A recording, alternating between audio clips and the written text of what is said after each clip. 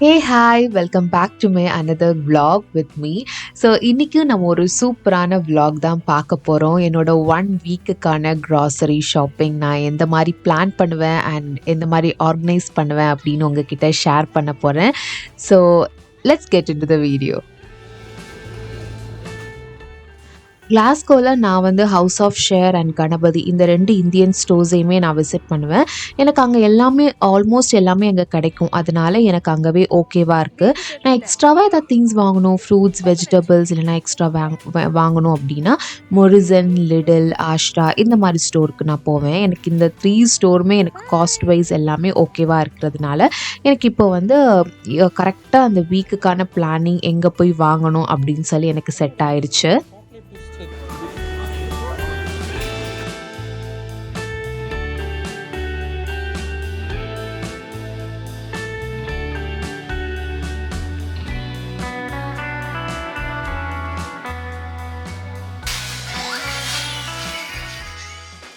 Shopping போயிட்டு வந்ததும் எனக்கு அடுத்த நெக்ஸ்ட் ஜாப், பிக்கஸ்ட் ஜாப் அப்படின்னா எல்லாமே ஆர்கனைஸ் பண்ணி வைக்கிறது.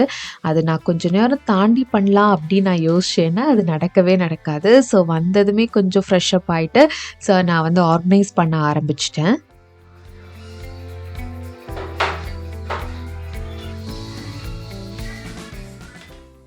நான் இந்த கிளாஸ் கண்டெய்னர் வந்து காஸ்கோவில் வாங்கினேன். நான் உங்ககிட்ட ஷேர் பண்ணியிருப்பேன்னு நினைக்கிறேன். காஸ்கோ வந்து ஒரு ஹோல்சேல் ஷாப். அங்கே எனக்கு ரொம்ப அஃபோர்டபுளாக இது கிடச்சிச்சு. ஒரு 14 to 15 கிளாஸ் கண்டெய்னர்ஸ் வந்து நான் அஃபோர்டபுள் ப்ரைஸில் வாங்கினேன். அண்ட் எனக்கு பர்சனலி வந்து இந்த ஃப்ரூட்ஸ் அண்ட் வெஜிடபிள்ஸ் எல்லாமே கிளாஸ் கண்டெய்னர் ஸ்டோர் பண்ணுறது ஒரு ஒரு ஹாப்பினஸ், ஒரு திருப்தியாக இருக்கும். அண்ட் அது ஒரு ஹெல்த்தியர் ஆப்ஷன் வேறு இல்லையா? அதனால தான் நான் இது வந்து ப்ரிஃபர் பண்ணி வாங்கினேன்.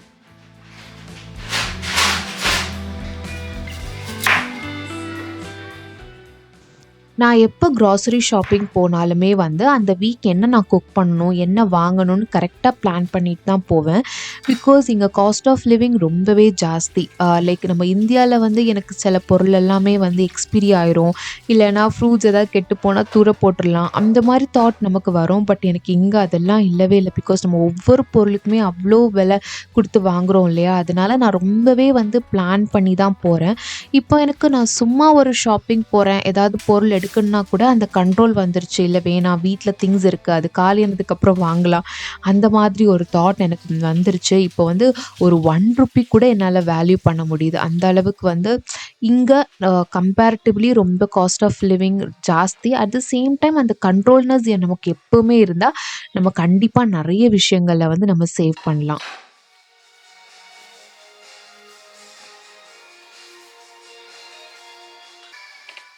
இங்கே எனக்கு கிளாஸ்கோவில் ஃப்ரூட்ஸ் வந்து எனக்கு ரொம்பவே பிடிச்சிருந்தது. பிகாஸ் செர்ரீஸ்லேருந்து பெர்ரீஸ் எல்லாமே அவ்வளோ டேஸ்ட்டாக இருக்கும். நம்ம வந்து சாப்பிட்டுட்டே இருக்கலாம், அந்த மாதிரி ஒரு ஃபீல் இருக்கும்.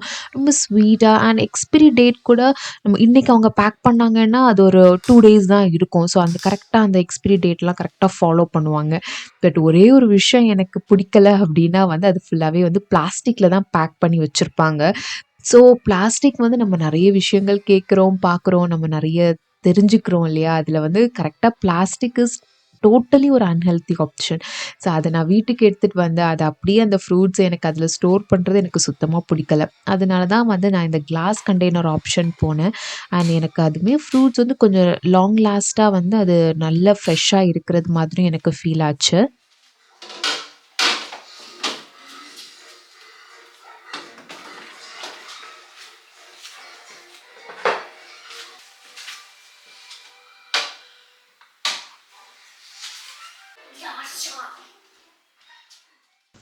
இங்கே வந்து மீட் அண்ட் ஃபிஷ்மே நல்ல ஃப்ரெஷ்ஷாக நமக்கு இங்கே கிடைக்கும். ஸோ அதனால இப்போ 1 வீக் நான் மீட் வாங்கினேன் அப்படின்னா நெக்ஸ்ட் வீக் வந்து ஃபிஷ், இந்த மாதிரி நான் என்னோட பிளானிங் வந்து பார்த்துப்பேன்.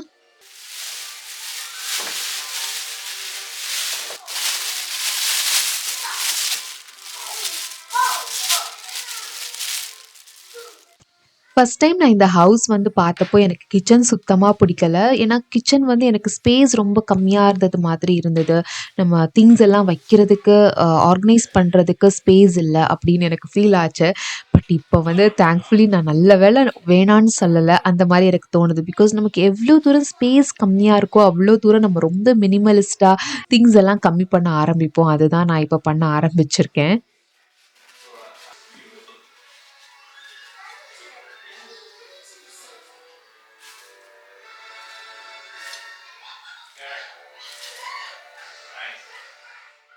ரீசெண்டா நான் அம்மாக்கு வந்து வீடியோ கால் பண்ணும்போது தெரியாம இந்த ஃப்ரிட்ஜ காமிச்சுட்டேன். அப்போ அம்மா கேட்டாங்க, "என்ன இவ்ளோ ஸ்டோர் பண்ணி வச்சிருக்க ஃப்ரிட்ஜ்ல? அப்பப்ப வாங்கி அப்பப்ப சாப்பிடு" அப்படின்ட்டாங்க. என்ன அப்பப்ப வாங்கி அப்பப்ப சாப்பிடுறதுக்கு இட்ஸ் நாட் பாசிபிள் இங்க. பிகாஸ் எனக்கு இன்னும் ஞாபகம் இருக்கு ஆக்சுவலி. என் அம்மா வந்து வொர்க் போயிட்டு அடுத்த நாள் என்ன சமைக்கணுமோ அது ஈவினிங் வாங்கிட்டு வருவாங்க. நெக்ஸ்ட் டே அது காலியாயிரும். எகெயின் நெக்ஸ்ட் டே வந்து என்ன சமைக்கணுமோ அன்னைக்கு ஈவினிங் வொர்க் போயிட்டு வரும்போது வாங்கிட்டு வருவாங்க. இந்த மாரி தான் நாங்க வந்து நான் ஆக்சுவலி இதான் பார்த்து வளர்ந்தேன். பட் அதுதான் மோஸ்ட்டா நான் பெங்களூர், சென்னையில இருக்கும்போதெல்லாம் கொஞ்சம் ஃபாலோ பண்ணுவேன். அஃப்கோர்ஸ் இங்க அது பாசிபிள் இல்ல. பட் எனக்கு தோணும் அது எவ்ளோ ஹெல்த்தியர் ஹேபிட்ஸ்லேருந்து நம்ம இவ்ளோ தூரம் ஸ்டோரிங், ஆர்கனைசிங் அப்படின்னு வந்திருக்கோம் அப்படின்னு எனக்கு அப்பப்ப தோணும்.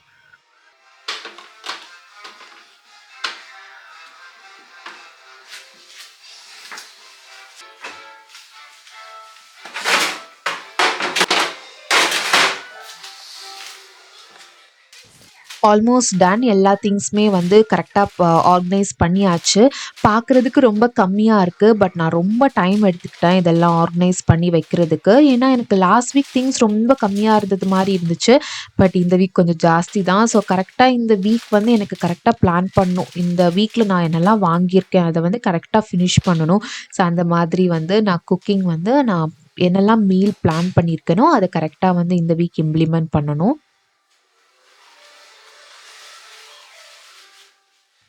கோகனட் எப்பவுமே வந்து நான் இந்த மாரி டிஷ்யூல வந்து ஃபோல்ட் பண்ணி வச்சுருவேன். ஏன்னா, அந்த ஷெல்ல இருக்கிற ப்ரவுன் கலர் ஃப்ரிட்ஜ் ஃபுல்லாவே ஆயிரும். அத கிளீன் பண்ணவே எனக்கு ஒரு பெரிய வேல. அதனால இந்த மாரி ஃபோல்ட் பண்ணி நீட்டா ஆர்கனைஸ் பண்ணா கிளீனா இருக்கும்.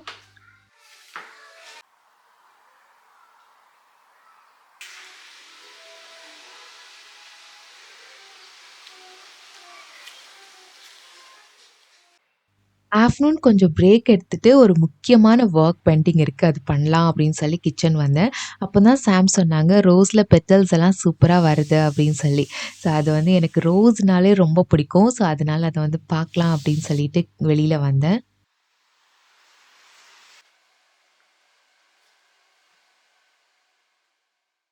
நெக்ஸ்ட் ரொம்ப இம்பார்ட்டன்ட்டான வொர்க் வந்து பேட்டர் ரெடி பண்றது. நான் யூசுவலா வந்து 2 டைம்ஸ் பண்ணுவேன் ஒரு வீக்ல. அதாவது 1 டைம் வந்து தோசை, இட்லிக்கு ஒரு பேட்டர். அது காலியானதுமே வந்து நான் வந்து ஆப்பத்துக்கு போடுவேன். அது ஒரு 3, 4 டேஸ் இருக்கும். நான் எப்பவுமே வந்து தோசை, இட்லி வந்து ஒரு 1 வீக் கேரி ஆகுறது மாரி நான் வந்து போட மாட்டேன். பிகாஸ் அது எனக்கு பிடிக்காது. மோஸ்ட்டா 3, 4 டேஸ் அதுக்குள்ள அது காலியாகணும். நெக்ஸ்ட் வந்து ஆப்பம் பேட்டர் போடுவேன். இந்த மாதிரி தான் நான் பிளான் பண்ணி பண்ணுவேன். நான் இப்ப வந்து ஆப்பம் பேட்டருக்கு தான் வந்து ரெடி பண்ண போறேன். யூசுவலா இந்த ஆப்பம் வந்து ஃபெர்மென்டேஷன் ஆகுறதுக்கு வந்து பேக்கிங் சோடா, ஈஸ்ட் இந்த மாரி ஏதாவது போடுவோம் இல்லையா? ஸோ நீங்க எதுவுமே ஆட் பண்ண வேணாம். நான் சொல்றத நீங்க பண்ணாலே வந்து ரொம்ப டேஸ்ட்டா ஆப்பம் வந்து சூப்பரா ரெடி ஆயிரும்.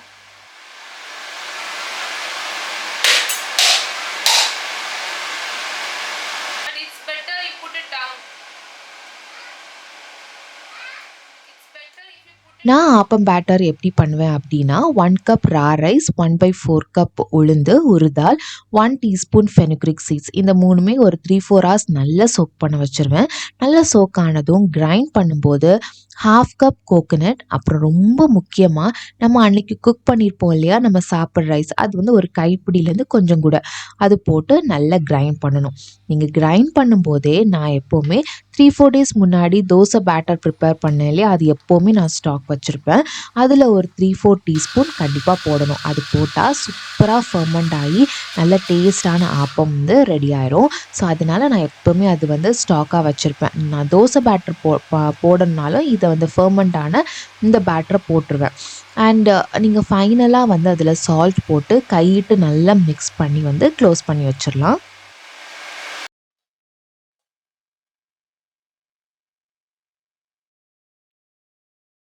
ஸோ இந்த மாதிரி ஒரு ப்ராப்பர் பிளானிங்ல நான் எல்லாம் இந்த வீக் முடிச்சுட்டேன் அப்படின்னா, அந்த வீக் வந்து எனக்கு ரொம்ப ஸ்ட்ரெஸ் இல்லாம சூப்பரா போனது மாதிரி இருக்கும்.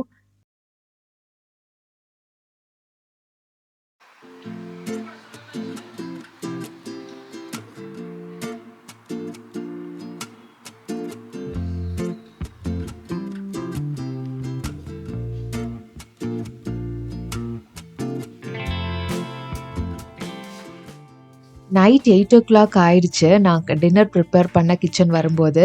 பட் வெளியில பார்த்தா ஈவினிங் 5:00 ஆனது மாரி இருக்கு. எனக்கு கிளாஸ்கோ கிளைமேட் வந்து சுத்தமா எனக்கு இந்த மாரி பிடிக்கவே இல்ல. நைட்டுன்னா அந்த டார்க் வைப் தான் சூப்பரா இருக்கும். த்ரூ அவுட் த டே வந்து எனக்கு நல்ல பாடி பெயினா இருந்தது. அண்ட் எனக்கு அந்த சிம்ப்டம்ஸ் கரெக்ட்டா தெரிஞ்சுச்சு. எனக்கு கோல்டு வரப்போகுது அப்படின்னு சொல்லி. அண்ட் டின்னர் வந்து கண்டிப்பா எனக்கு இன்னைக்கு ப்ரிப்பேர் பண்ணணும். ஏன்னா நான் இன்னைக்கு டின்னர் பண்றதுலேருந்து கொஞ்சமா எடுத்து வச்சா தான் வந்து நாளைக்கு சாமுக்கு வந்து லஞ்சுக்கு பேக் பண்ண முடியும். சாம் வந்து ஆல்ரெடி வந்து பீஃபை வந்து குக் பண்ணி வச்சுட்டாங்க. அவங்க குக் பண்ணும்போது அதில் மஞ்சத்தூள், மிளகாத்தூள், coriander powder, ginger garlic paste, தேவையான அளவு சால்ட், அதில் 1 கிரீன் சில்லி, கரி லீஃப், அப்புறம் வந்து உங்களுக்கு பெப்பர் வேணும்னா நீங்கள் போட்டுக்கலாம். இவ்வளோ போட்டு ஒரு 4-5 விசில்ஸ் வந்து நல்லா குக் ஆகணும்.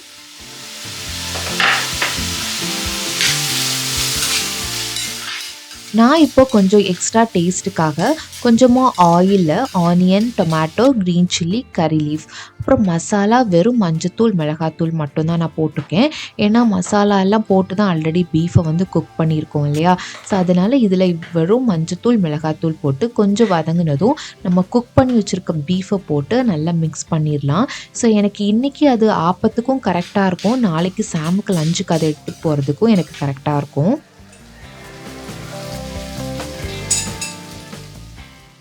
ஒன் ஆஃப் த ஃபேவரட் டிஷ்ஷுனா எனக்கு இதுதான். எனக்கு ரொம்ப பிடிக்கும். இது எனக்கு சாம் தான் சொல்லிக் குடுத்தாங்க. ரொம்ப சிம்பிளாவும் இருக்கும். நமக்கு ரைஸ் கூடயும் சரி, ஆப்பத்து கூடயும் சரி எல்லாமே கரெக்ட்டா செட் ஆகும். அண்ட் எனக்கு நம்ம சிக்கா இருக்கும்போது இந்த மாரி நம்ம பண்ணோம் அப்படின்னா, மேனேஜ் பண்ணலாம். நம்ம தோசை, இட்லி இல்லைன்னா ஒரு ரைஸ் கூடயும் கூட நம்ம ஈஸியா மேனேஜ் பண்ணிரலாம்.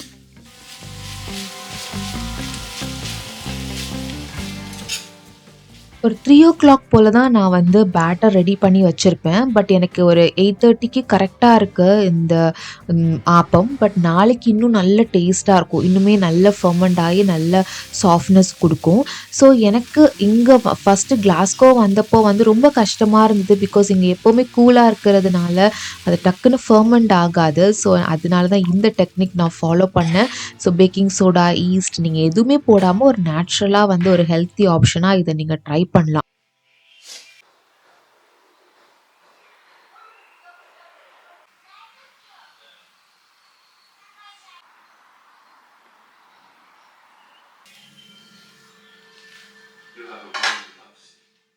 ஏன் பாட்டி எல்லாமே வந்து இளநீ தண்ணி இருக்கு இல்லையா? Tender coconut water.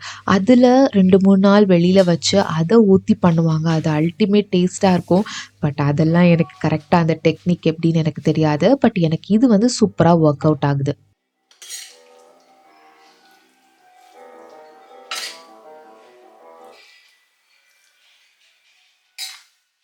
எனக்கு ரொம்பவே பிடிச்ச காம்பினேஷன். அன்னைக்கு எனக்கு சுத்தமா சாப்பிடவே பிடிக்கல. ரொம்பவே டயர்டா இருந்துச்சு. நீங்க இந்த பீஃப்க்கு பதிலா மட்டன், சிக்கன் கூட கூட இத ட்ரை பண்ணலாம். ஆனியன், டொமேட்டோஸ் வந்து ரொம்ப வதங்காம லைட்டா வதங்குனதுக்கப்புறம் இத போட்டு எடுத்தா சாப்பிடும்போது ரொம்ப அந்த டேஸ்ட் வந்து இன்னும் ரொம்ப நல்லாயிருக்கும். நீங்க ட்ரை பண்ணிட்டு எனக்கு கமெண்ட் பண்ணுங்க.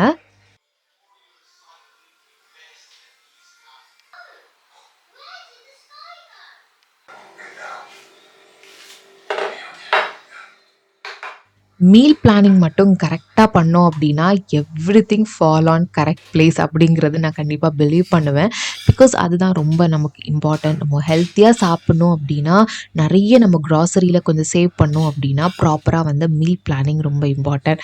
ஸோ அதுதான் நான் இப்போ ட்ரை பண்ணி ஃபாலோ பண்றேன். ஆல்மோஸ்ட் எனக்கு கரெக்ட்டா வொர்க் அவுட் ஆகுது.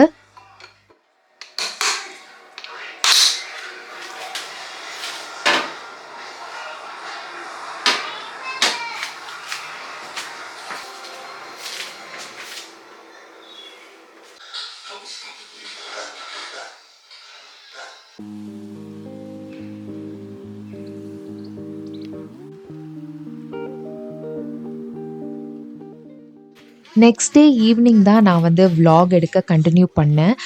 லைக் ரொம்பவே கஷ்டமா இருந்தது. ரொம்ப பாடி பெயினா இருந்ததுனால through out the day rest தான். அப்புறம் சாம் வந்ததுக்கப்புறம் தான் வந்து கொஞ்சம் ரிஃப்ரெஷ்ஷா கொஞ்சம் ஸ்ட்ரென்த் வந்து எனக்கு வந்தது மாதிரி இருந்துச்சு.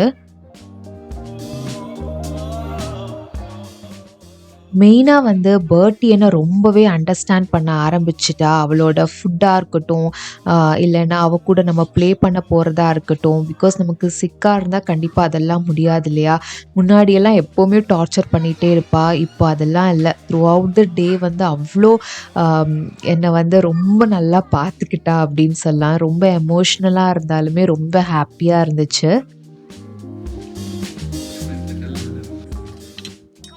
எனக்கு ஈவினிங் சாம் வந்ததுக்கப்புறம் தான் ஏதாவது நல்லா சாப்பிடணும் அப்படின்னு வந்து எனக்கு டெம்ப்ட் ஆச்சு. த்ரூ அவுட் த டே நான் எதுவுமே சாப்பிடல.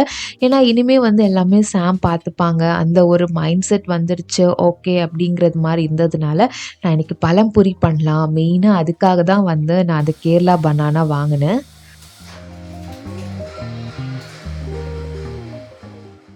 பழம்பொரி பேட்டருக்கு வீட் ஃப்ளார்ல கொஞ்சமா டர்மரிக் பவுடர் வந்து கலருக்கு 2 to 3 டீஸ்பூன் வந்து சுகர், தேவையான அளவு சால்ட் போட்டுக்கலாம். பேக்கிங் பவுடருக்கு பதிலா நான் எப்பவுமே ஸ்டாக் பண்ணி வச்சிருப்பேன் இல்லையா தோசை பேட்டர், அது வந்து ஒரு 2 to 3 டீஸ்பூன் போட்டு நல்லா கொஞ்சம் திக்கான கன்சிஸ்டன்சியில் வந்து பேட்டரை ரெடி பண்ணி ஃப்ரை பண்ணி எடுத்துடலாம். ரீசெண்டா இந்த மேக்னெட்டிக் பிளானர் நான் வாங்கியிருந்தேன். எனக்கு ரொம்பவே யூஸ்ஃபுல்லா இருக்கு. நமக்கு எந்த பொருள் காலியாகுதோ அது மட்டும் வாங்குறது மாதிரி தான் இருந்துச்சு. தேவையில்லாம எந்த பொருளுமே நம்ம வாங்க வேணாம். ரொம்ப யூஸ்ஃபுல்லா இருந்தது. ஏதாவது காலியாச்சுன்னா நான் இந்த மாரி லிஸ்ட் டவுன் பண்ணிருவேன். ஃபைனலா tea and pazhampori one of my favourite. இப்ப தான் மைண்டுக்கு அவ்ளோ ரிஃப்ரெஷ்ஷா இருக்கு.